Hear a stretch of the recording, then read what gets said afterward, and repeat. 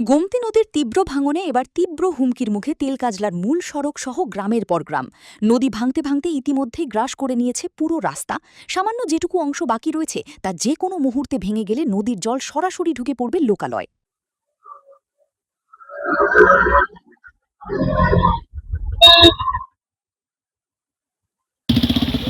হ্যাঁ হ্যাঁ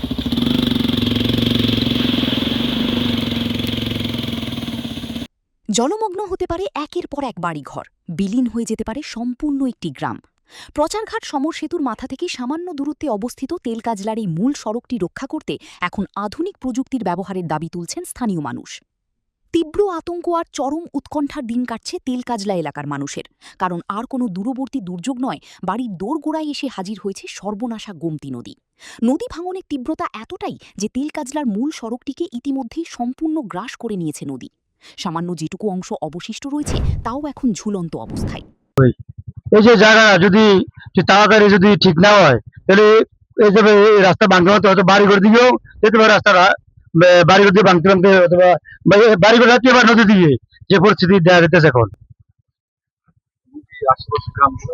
আসলে গ্রাম করে তো ভয়াবহ দেখা যেতে যাইবো, কিন্তু ভাঙলে তো রাস্তা ভাঙলে হয়তো অন্য দিকে যাইতে পারে, অন্য দিকে রাস্তা ভাঙবো।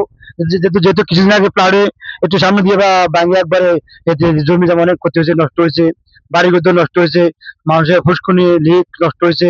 এরকম হতে পারে জায়গাটা, যদিও পাশে অনেক লিক আছে, ফুসকুনি আছে, মানুষের ক্ষতি হতে পারে।